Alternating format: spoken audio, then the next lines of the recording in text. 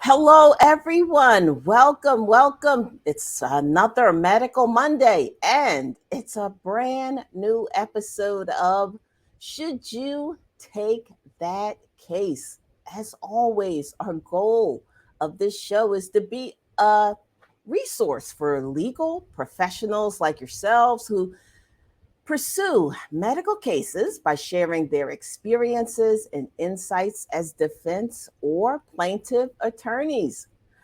And I am still your host, Lisa Wade, friendly neighborhood legal nurse consultant, owner of Wade Nurse Consultants, and the creator of our wonderful LinkedIn community, the Attorney Medical Record Resource Group. That's where we get all of our fine attorney guests from.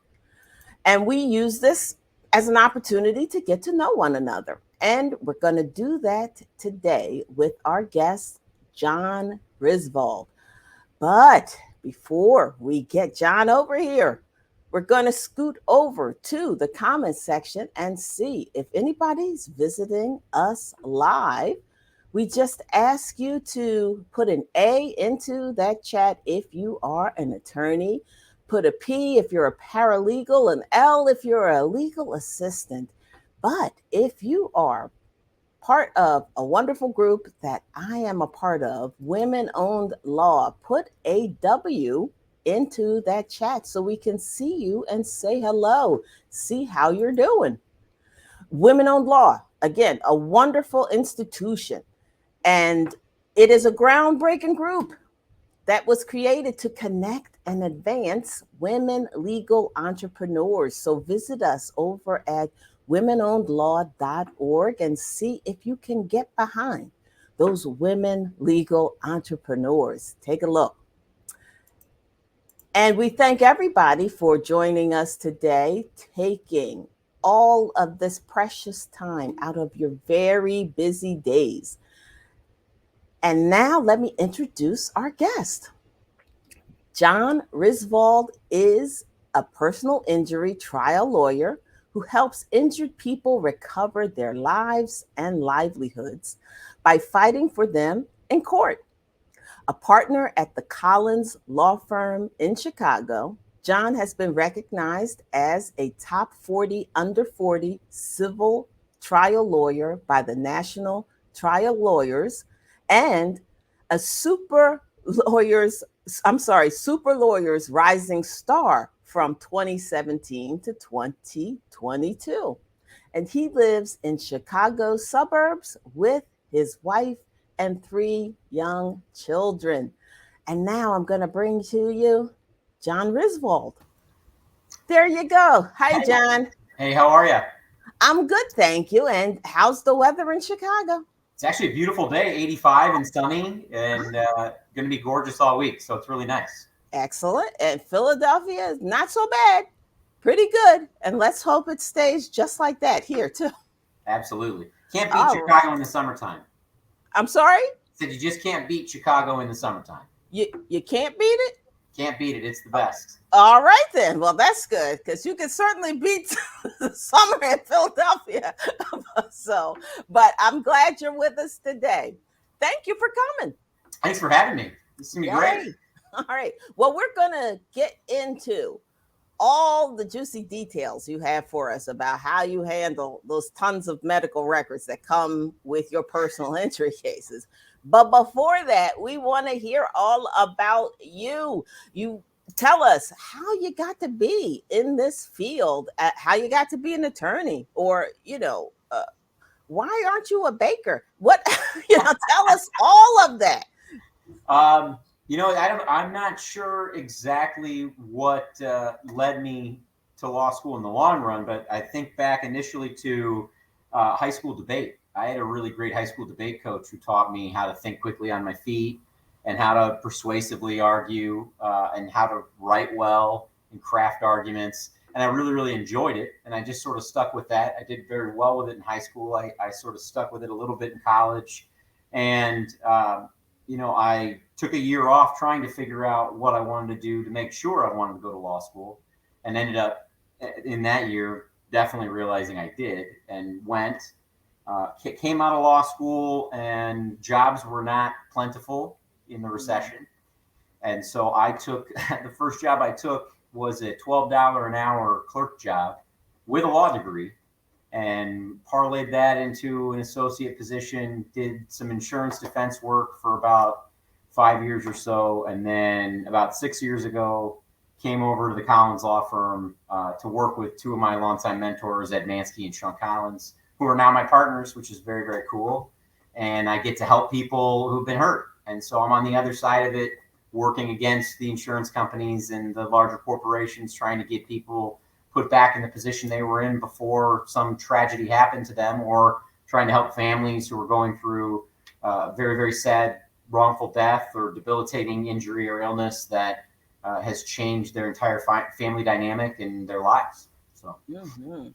Boy, well, it sounds like your path wasn't completely straight, but No. you made it. Not at all. There's no lawyers in my family. My family's mostly salespeople, teachers, and police officers. So I'm the only lawyer in the family, which means I get the privilege of, all the calls about every legal issue you could imagine, even though I'm only a personal injury lawyer, and that's all that I do is help people that are injured. I still get, hundreds of the family calls of, can you help me with the real estate transaction, or do you know a good family lawyer or an adoption lawyer or whatever it is? Because I'm the only one. So it's an interesting sort of dynamic for sure. No, I understand. I'm one of the only nurses in my family. So, medical calls at 2 a.m., it happens. I understand, definitely. Now, let's get into those cases that you get. All those cases that you mentioned, the wrongful death, personal injury, things like that. How do you pick and choose what is a good or reasonable case to take? What's your process for deciding that? Yeah, I had somebody tell me a long time ago that every personal injury case is like a three-legged bar stool.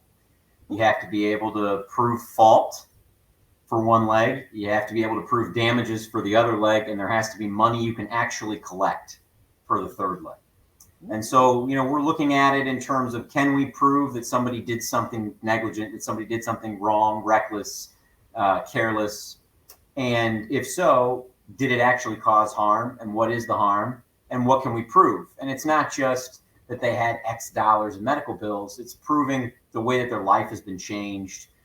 It's proving the actual human losses, the things that I think are really, really important, the disruption to your normal life, your pain, the suffering that they've endured, those sorts of things. And so when we're looking at cases, it's just a matter of, can we prove it? And I treat every case that comes across my desk as if it's going to be put in front of a jury. So I want to be able to build it and frame it in a way that I could teach it to a complete stranger who's never heard anything about the case, and they would understand it. And so I'm trying to always keep it as simple as I can, to distill it down to its simplest form, and to make sure that I know I can check all the boxes to prove everything I need to prove to help the person or the family member or the family that I'm trying to help. Mm-hmm. Well, that three-legged bar stool analogy has got to be kind of helpful. I mean, how many of us haven't been on a bar stool? So there you go. I can relate. So that's good. And now you've got that case. You've decided maybe to take it. Then those medical records start piling in. What process, if any, do you have, or protocol for addressing and combing through, digging into those medical records? Sure. So you can probably see some of them here on my desk. That's just a small fraction of them. I probably review tens of thousands of pages of medical records. The number one thing that I have to do right off the bat is, in speaking with the client and potentially their doctors or whoever, whatever medical provider might be involved, I need to figure out, what are the injuries being claimed? So for instance, if it's a brain injury case, I need to figure out, well, what kind is it? Is it a post-concussive brain injury? Is it a brain bleed? And then I have to learn the medicine, and not to the extent that you would know it or anybody else who has medical training would know it, but enough that I could have a conversation with you as an expert or any other medical professional as an expert, and I would understand what they're saying back to me. So I have to learn the medicine to at least that point so that I can communicate it effectively, and that I can make sure that I can communicate it again to a jury who, there may be medical professionals on a jury, but there may be 12 people that have no medical background. And so I need to be able to take a diffuse axonal injury and explain, what does that mean? Well, it means that the axons in the brain got stretched out and tore, and that caused XYZ. And so that's where it starts, is I figure out what are the injuries we're claiming, and then I go through the records page by page. I turn every page. I think that there are plenty of shortcuts and plenty of easy ways to do it. You know, with technology, you can make records searchable, you can scan through them, but my first pass is turn every page, because there might be something somewhere in the records that is supremely helpful that I wouldn't find if I'm just keyword searching, or if I'm just trying to go look for whatever tidbits that I want to use. So once I've done that and I have a good handle on it, I try to create a little bit of a chronology. Medical chronologies, I think, are super helpful in my world as a personal injury lawyer, so that I can explain the course of treatment, whether the person got better or not. They're also incredibly helpful in a medical negligence context. I have a very serious birth injury case, and a lot of it hinges on the heart rate, fetal heart rate monitors, and when certain, when you had certain accelerations and decelerations, and at what time, and when people were notified. And so when I'm going through those records, I'm kind of going through 3 sets of records at one time. I'm going through the chart for the mother, then I'm going through the heart rate strips for both the mother and the baby. And then I'm also going through all the phone call records from the nurses and the staff to the doctors and back and forth, to try to line up all the timing. And so creating those summaries and chronologies help me tremendously distill something that is, those medical records are about 7,500 pages. And, I got them down to maybe a 5-page bullet pointed list. And then I'll try to condense it more from there. But, if you can take 7,500 pages and distill it into 5 pages, that's a good start. And so it's just a lot of trying to break it down into its simplest form, because I'm not a medical professional, right? I am effectively a salesman with a law degree. And so I got to be able to sell the case and to prove the case, and to show to a jury that this is a very serious wrong, and here's why. The medical records are the best way to do that. They're the foundation of every personal injury case. And so if I don't know the medicine and I don't know the records, I'm doing my client a huge disservice. All right. Excellent. Excellent. Now, so you are perusing, to say the least, thousands of pages of medical records. What do you find, if anything, the most frustrating, what's your biggest pet peeve about those records? Aside from doctors' handwriting, which, no offense to any doctors, I could give doctors a run for their money. My handwriting's terrible. My biggest 2 pet peeves are the lack of consistency between the different EMR systems. You pull an Epic system, it looks totally different than a Cerner system, than any other system. They're just, they have different languages, so to speak. The other problems I have with them are some of the forms in those EMRs are auto-populated. So a professional may not have done a pain score in a spine injury case, for instance. I have a big auto accident where my client had 3 different spine surgeries. And on one of the records, about 3 weeks after her surgery, pain score is a 0. Well, it's a 0 because no one recorded it, not because she didn't have any pain. It's just the EMR didn't get a number, so it plugged in a 0. And so I have to explain that and try to figure out, well, it looks suspicious, and I'm the lawyer coming into the courtroom asking for money, so everyone's immediately suspicious of me.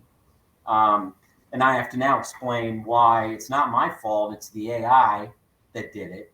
And that tends to be a huge problem. The other thing that I don't like about the electronic records, and it's no different than when they were paper records, I don't like reverse chronological order. My brain just doesn't work that way. So I don't like that the most recent visit is up front and the first visit is last. If I could figure out a way to flip them really easily, I would, just because it works better in my brain. But Mhm. they're all reverse chronological, and I just have to learn to live with it and learn to think different, I suppose. But Right. the biggest thing I think is just the EMR and the way the systems are set up can cause problems that wouldn't otherwise exist. Mm-hmm. Yeah, I definitely understand that. You know, those systems. It's nice as a medical professional uh, to know the what is happening or what's supposed to happen, and just to see how those records meet up with the truth of what happened. So uh, I understand. So, and now you have given so much good information. You've told us all about how you dive into those records yourself. What else? Do you have any other highlights that you would give? Any bits of advice for newbie or veteran attorneys when they are deciding if they should take these types of cases? Yeah, absolutely. I think be very cautious. There's an old adage in management classes. My wife is in the business world, and so she says this often. Hire slow, fire fast. And I think it's very much the same when you're talking about complex medical issues or complex medical cases. Is hire slow, fire fast. You want to be able to very thoroughly investigate the case well before you would ever file a lawsuit or well before you would ever take any depositions or do anything like that. And part of that investigation is still, in my mind, the best advice that I've received from any lawyer is learn the medicine. If you're going to do any injury work, you have to learn the medicine. It is a hazard of the job. And it's vitally important that you do that. And so I think that we're sometimes in a rush to get a case on file and get it moving, and I understand that, and that's important to the client. But if you can really flush out an investigation of your case and really put your proofs in place and make sure you have everything that you need before you ever set foot in the courtroom, I think you're already a step ahead of everybody else. I'm a very big believer in the old, measure twice, cut once. Just make sure Okay. that you're the most prepared person in the room, and you're going to succeed more often than not. Preparation and hard work, you can outwork people who are far more talented than you, and I'm living proof of that, because there are lawyers that are way more talented than I am and far more intelligent than I am, but they're not going to outwork me. And I think that really has made a huge difference for me, is that hard work and preparation. That when the rubber meets the road, that really is the difference maker, at least in my experience. All right, that's good information. And let me just say, as my spouse says, measure thrice and There you cut go. once. I like it. I like it. There you go. Well, it's wonderful having you here and sharing all of these nuggets of knowledge that you have. But now it's the time where we have a little Q&A if you're ready All for that. right. Absolutely. All right. So while you folks are out there, anybody watching this live, get your questions together for John and get ready to put them inside the chat, the comment section, and he's going to answer those for you. All right. Now, while we're waiting for you to get your questions together, it's time for what I call a little tiny commercial break, a sponsor break. And it gives me a chance to talk to you a little bit about Wade Nurse Consultants and what we do here. Now, as an attorney, without having a review and summary of the medical records, it might be harder to know if you should take that case. And here at Wade Nurse Consultants, we give you a 1 to 2 page synopsis and opinion regarding the merits of those types of cases. And by using my 30 plus years of nursing experience, we make quick work of those medical case screenings. So if you're watching this and you have a backlog of medical cases to be screened, and you need to get clarity on some of those medical issues so that can free you to focus on your legal strategies. Here's what you do right now. We are offering a free 20-minute medical record strategy call to help you hone an efficient, timely, and cost effective routine around your medical cases. And inside the chat, you're going to find the link where you can click and schedule a consultation as soon as you can. Now, it's time to get back to Q&A for John Risvold. And John, let's take a look. Do we have any questions yet? And the answer is no. But that happens sometimes. So it is a federal holiday, so maybe people are enjoying the holiday. I don't know. It could be happening. It could be happening. But we have a solution for that. And here's what it is. Inside the description box of this YouTube channel and inside this chat, we're going to put your contact information, John. So if anybody is catching us live or catching us on the replay, they can go into that chat, get your contact information, and get to you and ask you those questions directly. Does that sound like a plan? That sounds fantastic. I'm always open to those chats. I think I learn more every time I have one. So absolutely. Excellent. And my last question for you, is, will you come back again? I'd be happy to. The minute I heard you describe yourself as the friendly neighborhood legal nurse consultant, I jokingly described myself as your friendly neighborhood injury lawyer because I'm a nerd and that's Spider-Man and I love that. And so I thought we're kindred spirits. I love it. So I will be back. You better believe it. I will absolutely. All right. I'm not going to sing the Spider-Man song from the beginning, but you know how it goes. I do. I have a 5-year-old son, so I know how all those go for sure. Wonderful. Oh, that's good. Well, I think we're going to wind up for today, if that's all right with you, John. And you said you're going to come back again, and we are looking forward to that. Anytime. I'd be happy. All right. Well, let me just remind anybody that's watching us on live or on the replay, like this show and subscribe to this channel. And if you have any questions that come up, legal nurse consulting questions, you can reach me, Lisa, at wadenurseconsultants.com, or visit our website, wadenurseconsultants.com. And we will get those legal nurse consulting questions answered for you. But we hope you all tune in next week and catch us Monday, 5:15 p.m. Eastern Standard Time for a brand new episode of Should You Take That Case? And we'll catch you next time. Thanks for coming, John. Thank you. All righty.